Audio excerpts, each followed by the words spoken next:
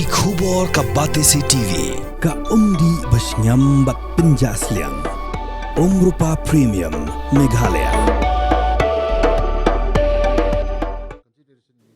Shuaban Pane ke Jingminjur Jogo Yindor Barban Pas ke Meghalaya State Investment Promotion and Facilitation Amendment Bill Arajar Pausan.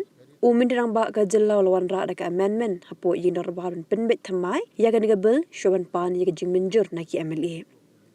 Haga diga jing penbet thamai ula pentip ba onweng no ikikentin kebadan haga section 3 substation 3 jaga section 4 clause 1 kebaong ikikentin hagtin parang creation of land bank through direct purchase of land or other means. Ula pentip biya kan ikikentin laweng no but on omdan menuru ban kelo ni jaka puta haga ni jella. Abakan Halor kan jing pen kelat thamai abaka Sorkar kala Wanrah u Conrad repen syai baka MSIF kan omdan jing eta ko AA bat ke Land Transfer Act bakan om yatin ko ru baki bo jang district council kum ta kipet ba kim David Artatin. Shu uloong bahadia melami ki jing persya niki MLA banda ki SU ka Sorkar kala perkhat thamai biang uloong ru bakan ka Sorkar kam ka Sorkar ka belia Jubor hendak ka pediang ki jing ajumut jigi pat ba nak benta ka jimentoy jong ka jella. Ulang baling ba kan ka Sorkar kan sa thaw ki rules bat ha ka por bat thaw ki rules kan khat lang ginong yalam shnong kiseng bhalang bat ki kin hun pher kan ki rules kin nong ki baklan ban ya dai ka jilla bat ha ka jo ka por ru ba ka jilla kan ki sha prang sha ka thong ban kin jo $4 billion. Motion moved. Now let me put a question before the House. The question is that the Meghalaya Goods and Services Tax Amendment Bill 2025 be passed. Those who are for the motion say aye. Those who are against say no. The ayes have it, the ayes have it. The motion is carried and the Meghalaya Goods and Services Tax Amendment Bill 2025 is passed. Now we come to item number 12. Sri Conrad K. Sangma, Chief Minister in charge, planning to move that the Meghalaya State Investment Promotion and Facilitation Amendment Bill 2025 be taken into consideration. Chief Minister, please. Mr. Speaker, sir, I beg to move that the Meghalaya State Investment Promotion and Facilitation Amendment Bill 2025 be taken into consideration. I would like to inform the House that I have received two amendments on this bill. One is government amendment from the Chief Minister and another amendment tabled by Sri Ardent M. Basawmat, MLA. Let us first take up the government amendment. Chief Minister may kindly move. Mr. Speaker, sir, I beg to move the government amendment as follows. Deletion of the words in brackets, creation of land banks through direct purchase of land or other means, unquote, appearing in the last three lines under subsection 3, clause 1 of section 4 of the said amendment bill. You may initiate the discussion, please. Thank you, Mr. Speaker, sir. Sir, as you are aware, and the entire House also is aware, that keeping in line with the goal to take the state forward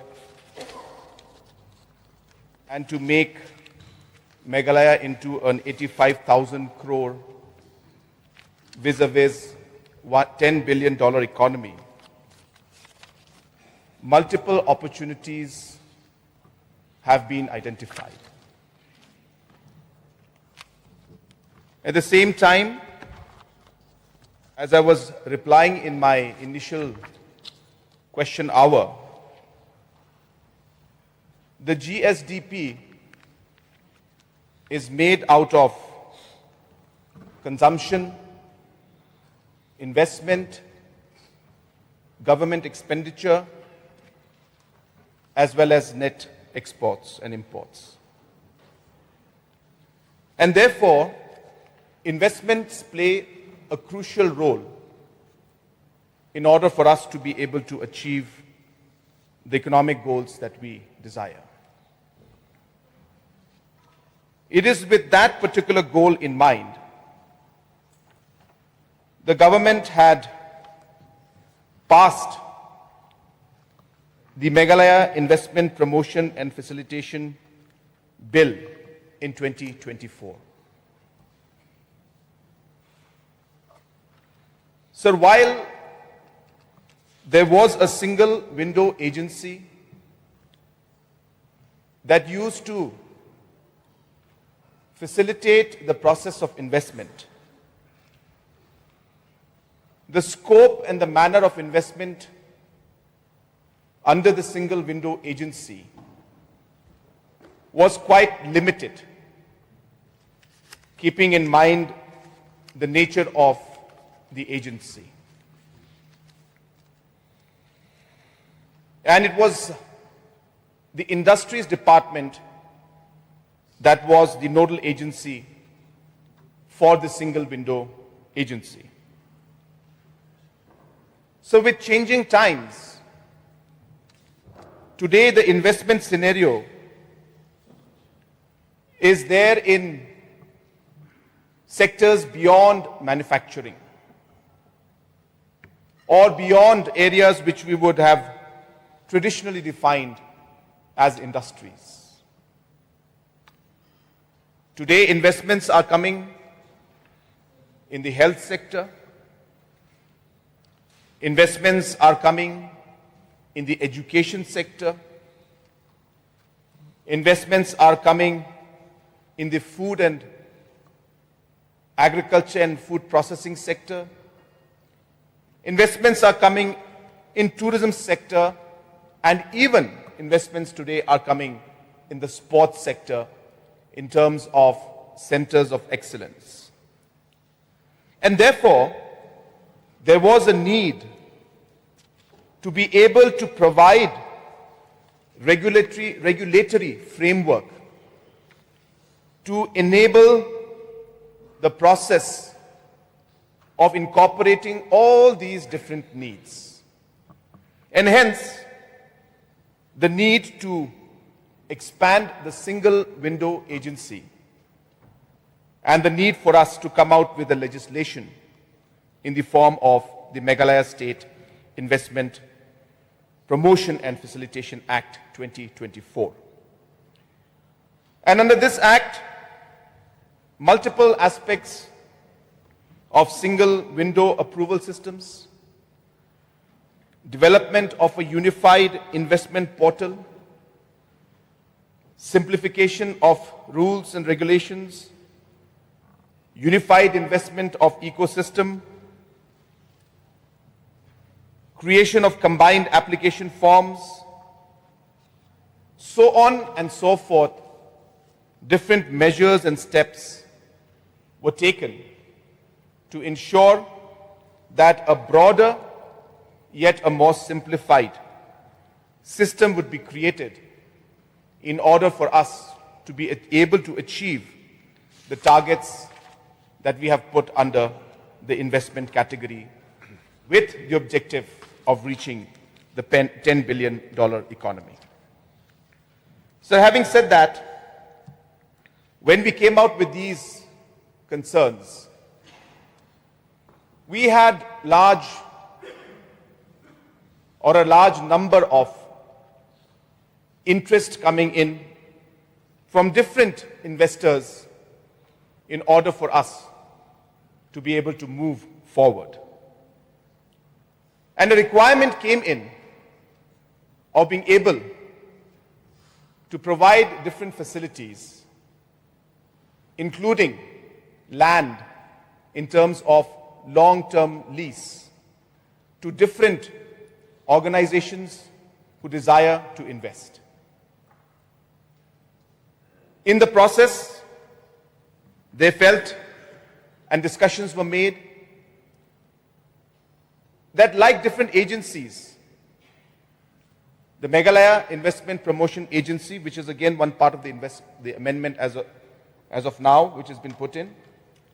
Earlier it was called the Investment Meghalaya Authority, and now it's called the Meghalaya Investment Promotion Authority.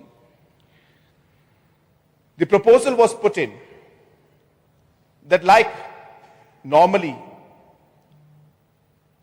other provisions are there to facilitate these kind of investments, the MIPA, which we're calling it now, would also have those same facilities. Of course, providing that they follow all the said norms. Now, when this particular aspect was brought in, there was a lot of confusion among the people. And people felt that the provisions of the Land Transfer Act may be bypassed. Provisions under the district councils may be bypassed. And no system of guaranteeing that employment opportunities will be given to our youngsters may also be bypassed.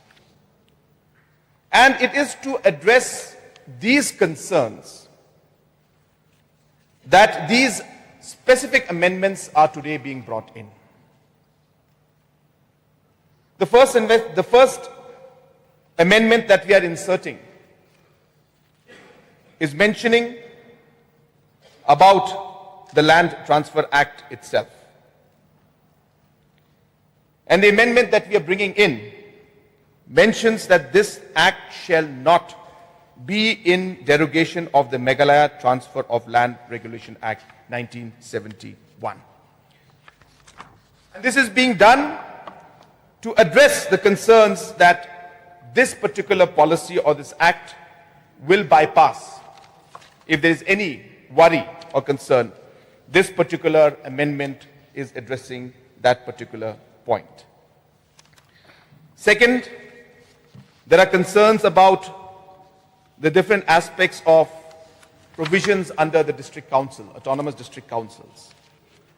And therefore, specific sections are being added in the existing act to ensure that all the procedures, all the specific rules and the acts which are applicable in respect of the different district councils will also be followed.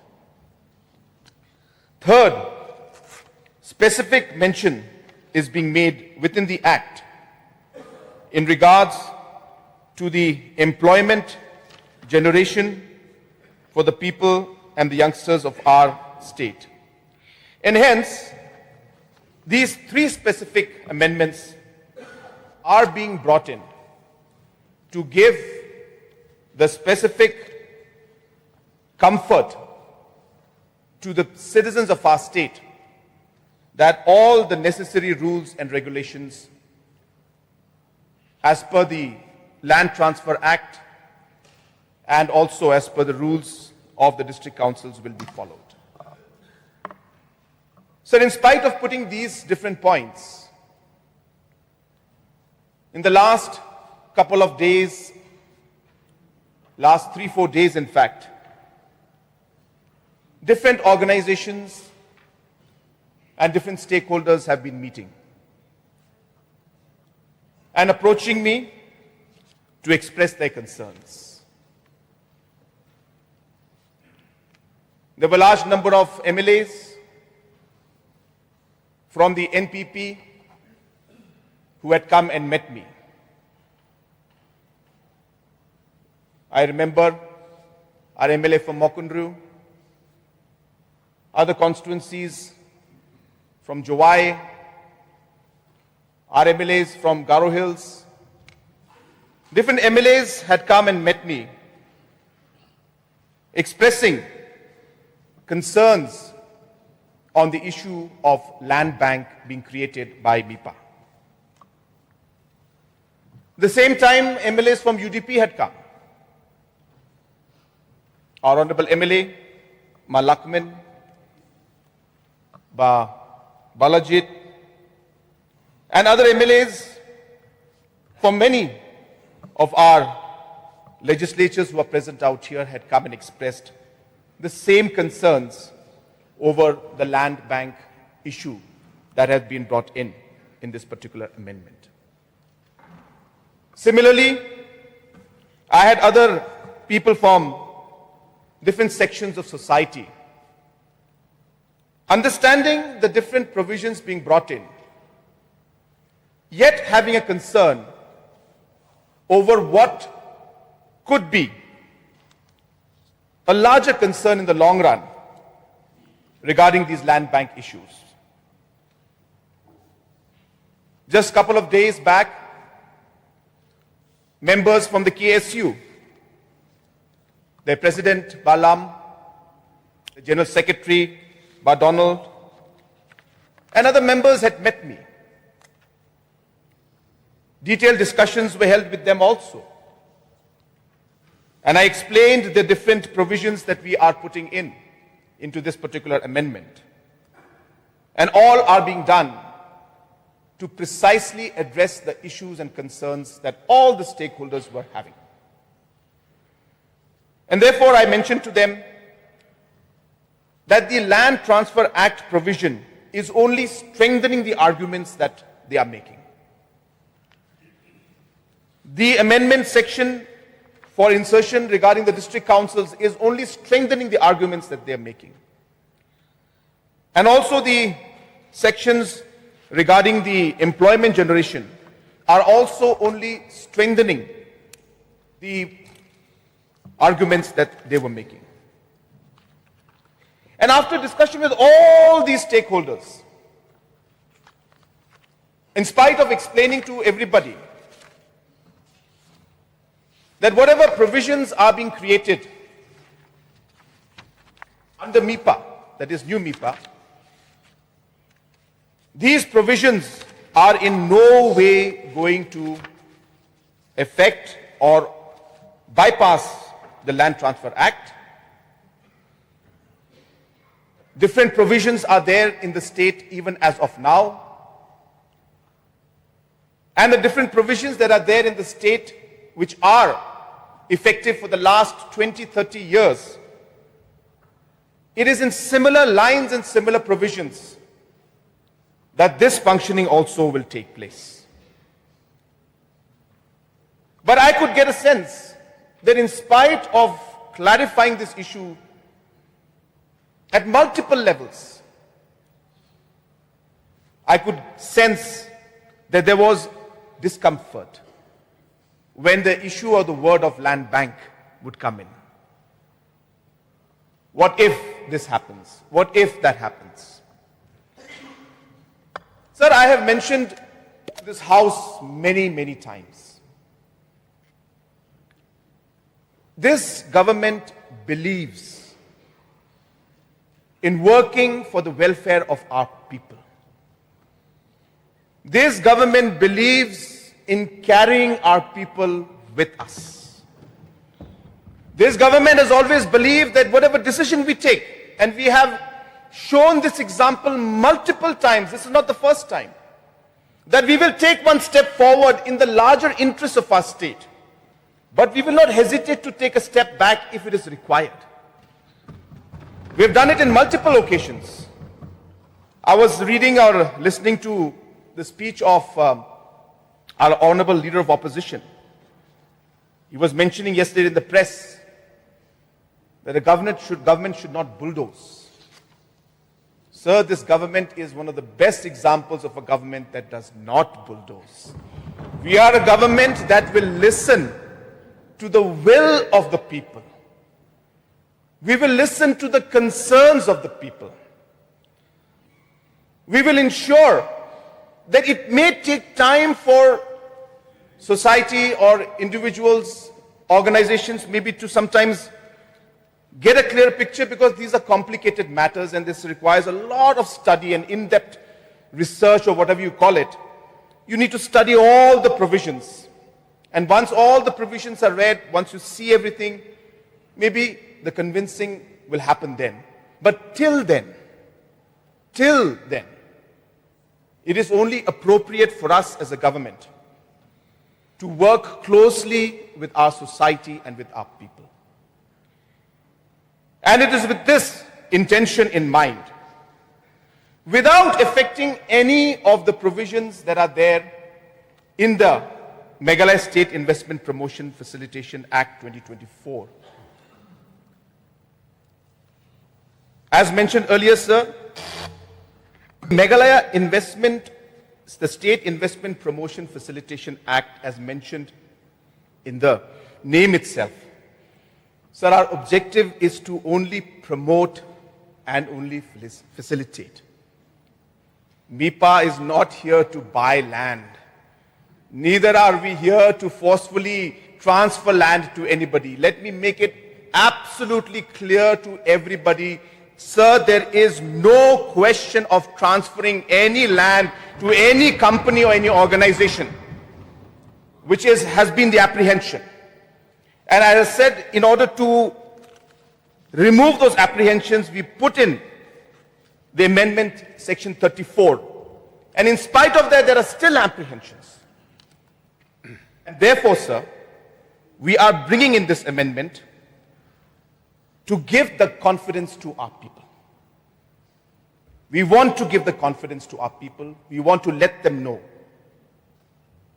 that we are here to listen to their concerns and to address those concerns without having to dilute the overall objective of promoting the overall scenario of investment. And hence, sir, I am happy to inform you and the House that we have moved this amendment where we are deleting the words from section 3, subsection 3 of section 4, clause 1, the last line, which says, and I quote, creation of land banks through direct purchase of land or other means is being removed and being deleted.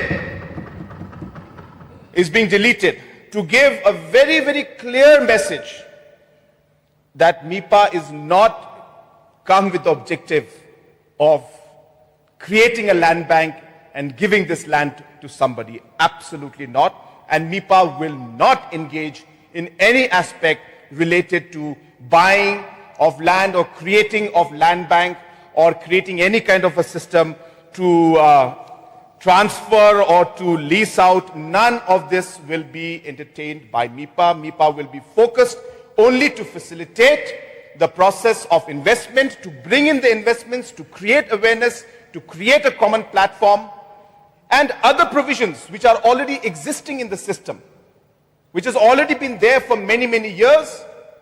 Those provisions which are comfortable, which have been going on, as I said, for years, those provisions will be followed as per the rules and laws that have already been established, and we will continue with the work of creating the right ecosystem to have the investment and promotion facilitation in the state of Meghalaya.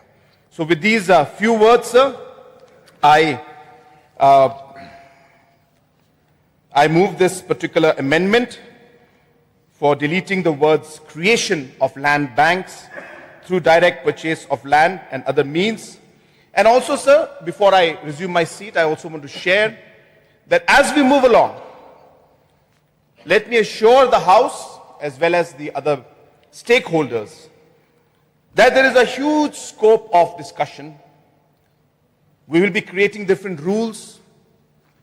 I assure the House, sir, that when the rules are created, we will invite stakeholders to come and discuss with us, our traditional heads, our different organizations, political parties.